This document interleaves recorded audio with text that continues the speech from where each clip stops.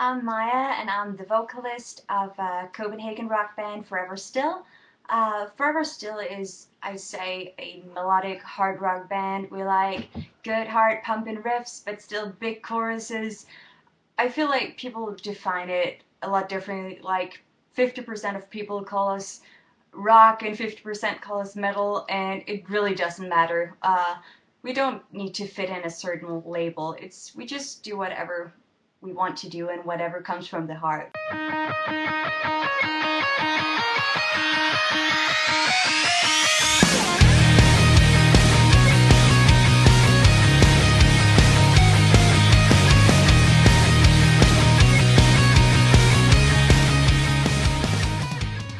I started the band with Mikkel, who plays live bass and who is my co-writer, and we started writing together, and we released our first EP, Breaking Free, in 2013.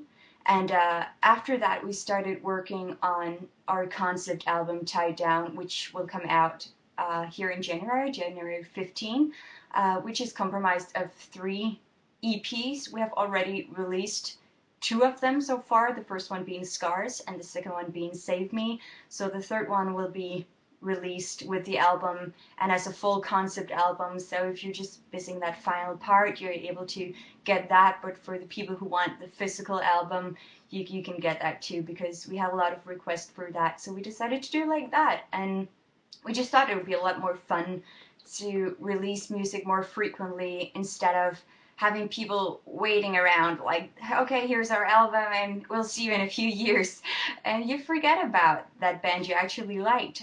We thought also it would be cool to split it into like 3 very different themes, and the music struggles a lot with anxiety and depression and the development from feeling really bad to feeling better. So we thought it would be interesting to split it up into 3 parts of recovery. So where Scars is pretty dark and dreary, the early beginning, and Save Me is more of a roller coaster, getting better and then getting worse again. And the third one will be, well, hopefully something better.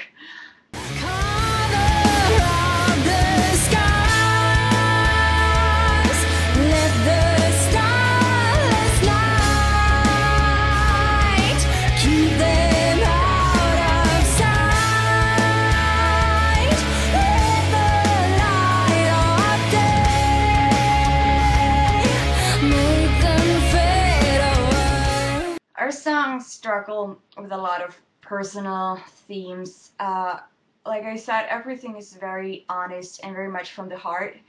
I'd never write anything that I didn't feel for, and the same with Miguel, whom I write with. He writes the instrumentals, and that triggers an emotion in my brain that leads to a certain theme. So I know what I want to write about. The minute I hear a song, I get a sense of what feeling it has to be and what the themes are. So they struggle with a lot of personal issues, and usually go from very dark, scarred memories and just fighting yourself up from that place, going from something that's really bad to something that's better. So it's a lot about dealing with these emotions of hurt and loss and loneliness and sadness, and dealing with them and how you get better from that. It's a lot about personal development, and not just through the record, but through in just one song you'll usually, or at least often, find a character development.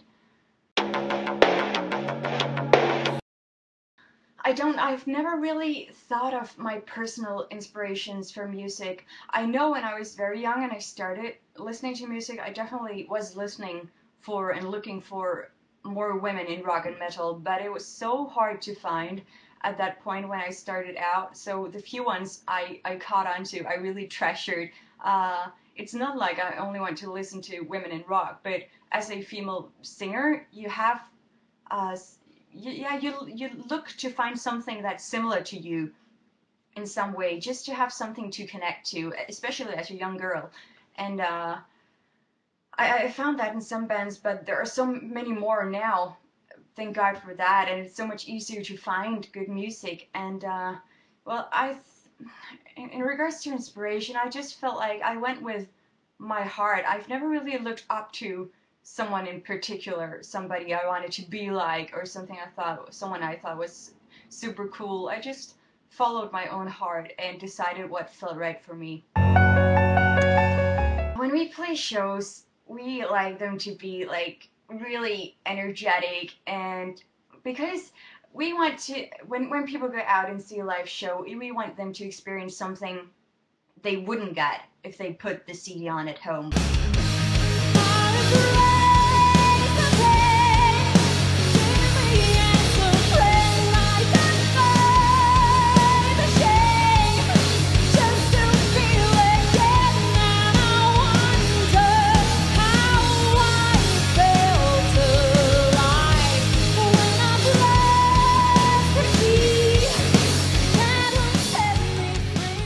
Most of the time when we've played shows, people ask, when are you gonna come back? And that's the best thing you can hear as an artist.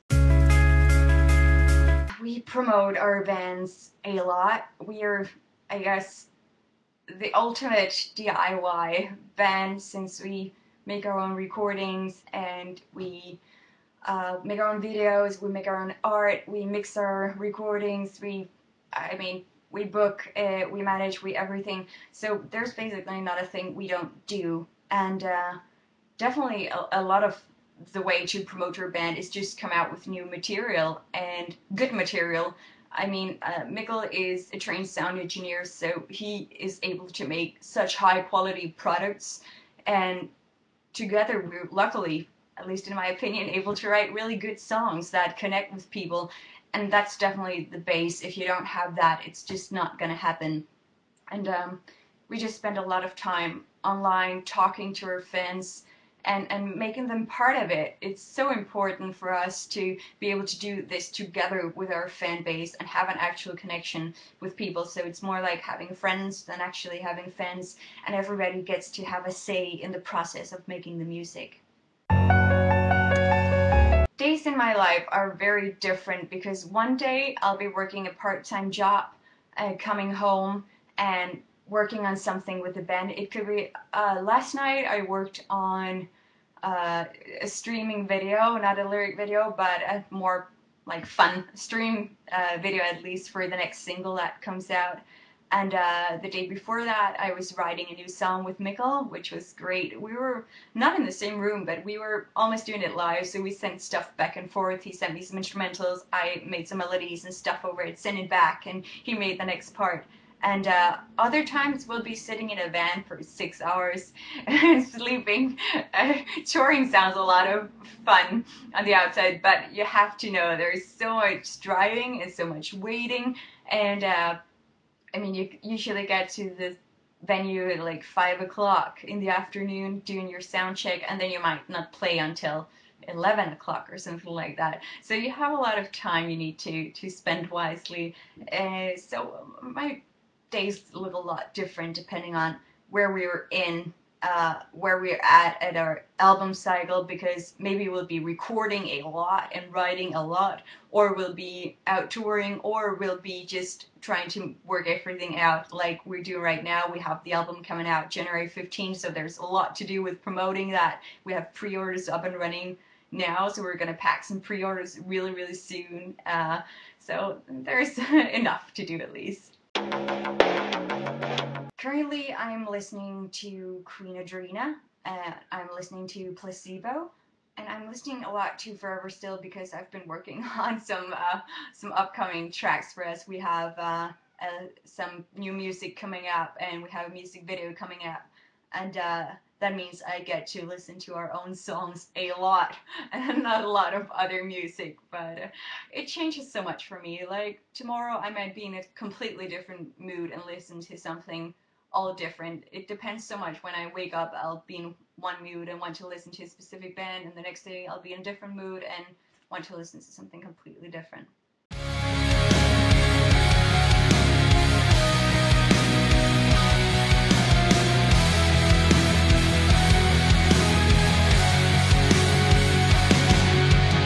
Music affects the world around me. I mean, music is part of my everyday.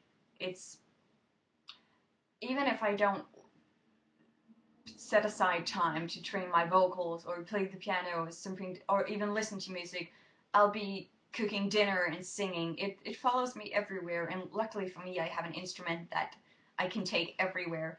So music is what I turn to when I feel happy, and I turn to it when I feel sad, and I turn to it when I feel angry. And I know some people who feel angry will turn to happier music to feel happy, but I like to wallow in self-pity. So when I'm feeling down, I like to listen to music that's in that same zone. And it might sound a bit depressing, but for me, it gives me a sense of people connecting with me on the level I'm at. So for sure, music is my everything. I go to bed with some song in my head, and I wake up with maybe the same song or another song in my head. There's a fire.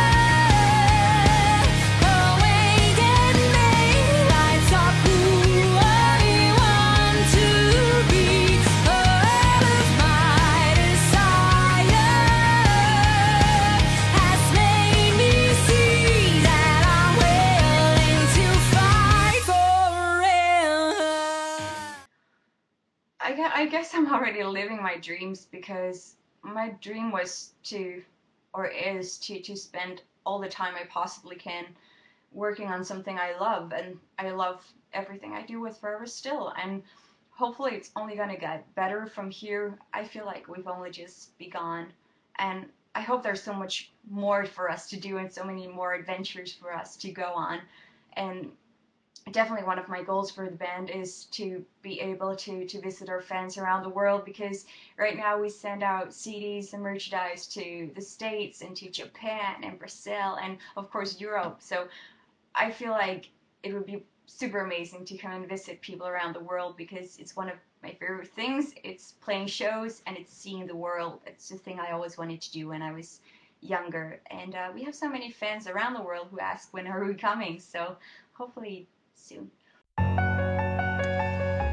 I feel like there are quite a lot of people I'd like to have lunch with. I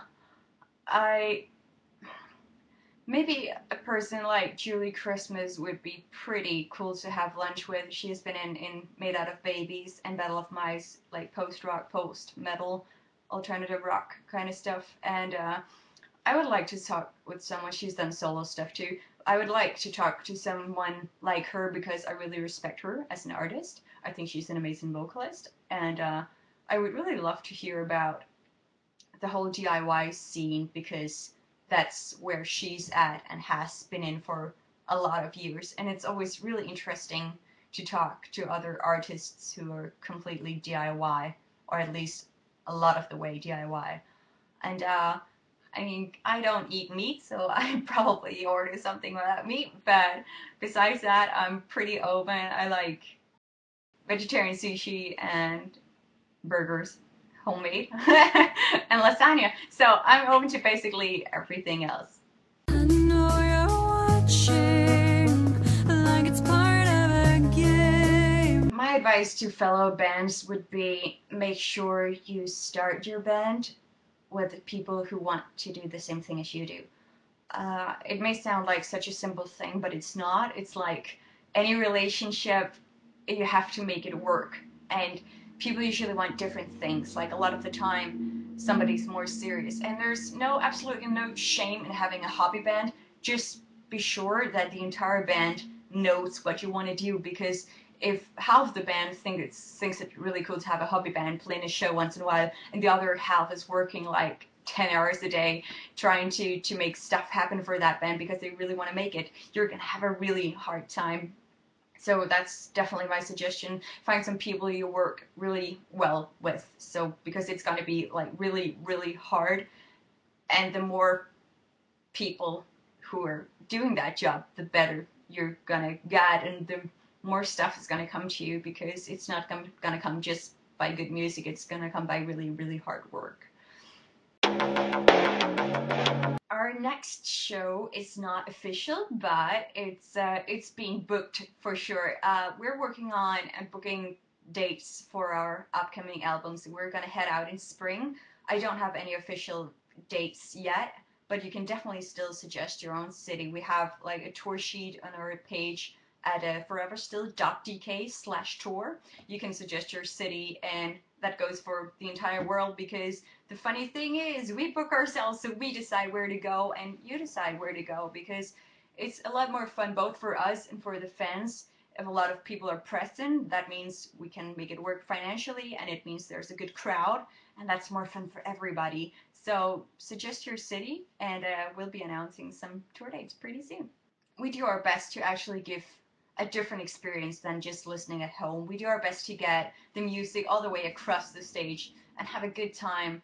And with no exceptions, we always spend a few hours with our fans after the show, just signing stuff and giving hugs and having a beer and just having fun, or whatever comes to mind and what people want to do. So we'll always be there and be able to connect with people we've usually been talking to for sometimes several years online before we get to see them, and that's amazing to be able to meet people.